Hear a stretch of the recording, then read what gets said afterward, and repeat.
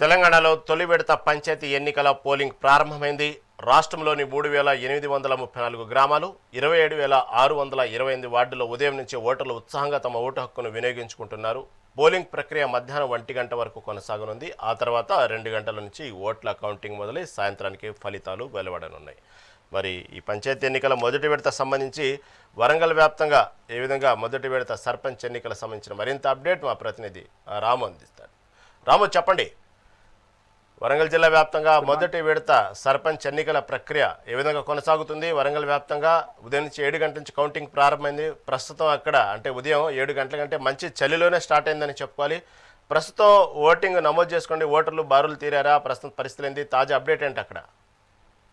Good morning Siraj. ఉమ్మడి వరంగల్ జిల్లా వ్యాప్తంగా ఇవాళ ఉదయం 7 గంటల నుంచే పోలింగ్ ప్రశాంతంగా ప్రారంభమైంది.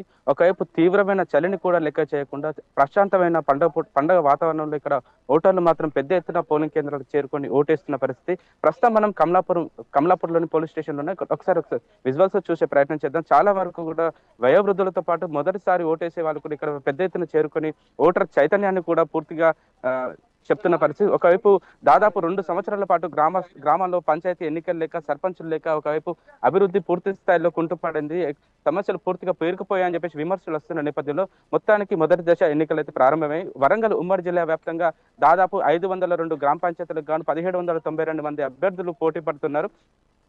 మొత్తానికి 53 గ్రామ పంచాయతీలు ఏకగ్రీవమైన పరిస్థితి. మొత్తానికి కూడా ఒకవైపు ప్రధాన పార్టీలు బలపరిచిన అభ్యర్థులు ఖచ్చితంగా పోటీలో నిలవాలి, ఖచ్చితంగా గెలవాలన్న సదుద్దేశంతో ఇక్కడ బలమైన పోటీ మాత్రం ఇస్తున్నారు. ఒకవైపు అధికార కాంగ్రెస్ తో పాటు ప్రతిపక్ష బీఆర్ఎస్ పార్టీ కూడా ఇక్కడ ఎవరైతే బలపరిచిన అభ్యర్థులు ఉన్నారో వాళ్ళు ఖచ్చితంగా గెలుపొందించాలని ఇప్పటికీ అస్త్రశస్త్రాలన్నీ కూడా పూర్తి చేస్తున్న పరిస్థితి. మరొక వైపు కూడా ఎక్కడ కూడా ఎలాంటి అవాంఛనీయ సంఘటన జరగకుండా భారీ బందోబస్తులు కూడా పోలీసులు ఏర్పాటు చేస్తున్న పరిస్థితి. మరొక వైపు మహబూబాబాద్, ఏటూరు నగరం, ములుగు లాంటి ఏజెన్సీ ఏరియాలో ఇలాంటి ఇబ్బందులు తలెత్తకుండా ఖచ్చితంగా బందోబస్తు పోలీసులు కూడా ఇప్పటికే ఏర్పాటు చేసిన పరిస్థితి. మరోవైపు ఓటర్లను ప్రలోభ పెట్టడానికి ప్రలోభ పర్వాలు కూడా కొనసాగుతున్న నేపథ్యంలో ఇలాంటి ప్రలోభ పర్వాలు కూడా కొనసాగకుండా పోలీసులు కూడా కట్టుదిట్టమైన ఏర్పాటు చేస్తున్న పరిస్థితి. మరొక వైపు తీవ్రమైన చలిని కూడా లెక్క చేయకుండా ఈ రోజు ఉదయం 7 గంటల నుంచి కూడా ఇక్కడ పూర్తి స్థాయిలో పోలింగ్ అయితే నమోదైంది. ఉమ్మడి వరంగల్ జిల్లా వ్యాప్తంగా ప్రశాంతమైన వాతావరణంలో అయితే ఇప్పుడు ప్రస్తుతం ఎన్నిక కొనసాగుతుంది.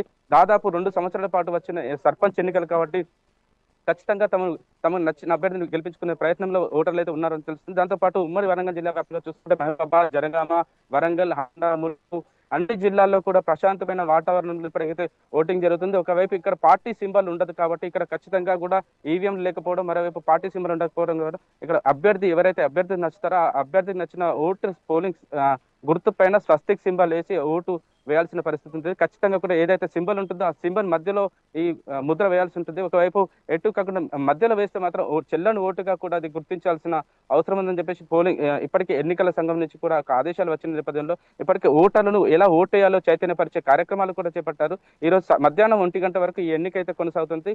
మధ్యాహ్నం 2 తర్వాత పూర్తి స్థాయిలో ఇక్కడ కౌంటింగ్ కూడా పూర్తిగా వెలువడనుంది. ఒకవైపు ములుగు జిల్లా ఏటూరు నగరంలో, హన్మకొండ జిల్లా కమలాపూర్కు సంబంధించిన ఫలితాలు రాత్రి 9 గంటల తర్వాత వస్తాయని చెప్పేసి ఒక అంచనాకైతే వస్తారు.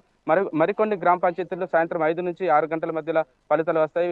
మరోవైపు ముల్కనూరు లాంటి కొన్ని ఏరియాల్లో కూడా 7 గంటల తర్వాత ఫలితాలు వచ్చే అవకాశం ఉందని చెప్తున్న పరిస్థితి. ఒకవైపు కమలాపూర్ మండలంలో ఇక్కడ మొత్తానికి 10,000 మంది ఓటర్లు ఉండగా తొలిసారి ఓటేసే వాళ్ళు కూడా కొంతమంది పట్టణాల నుంచి కూడా ఇప్పుడు పల్లెలకు పరుగులు తీస్తున్న పరిస్థితి. ఖచ్చితంగా ఓటేయాలి, ఓటు చైతన్యం కూడా ప్రజలకు తెలియజేసే ప్రయత్నం చేయాలని చెప్పేసి తొలిసారి ఓటర్లతో పాటు కొంతమంది వయోవృద్ధులు కూడా ఇప్పుడు ఓటును వినియోగించిన పరిస్థితి. ఒకవైపు ఉమ్మడి జిల్లా వ్యాప్తంగా చూసుకుంటే మొత్తానికి 502 గ్రామ పంచాయతీలకు గాను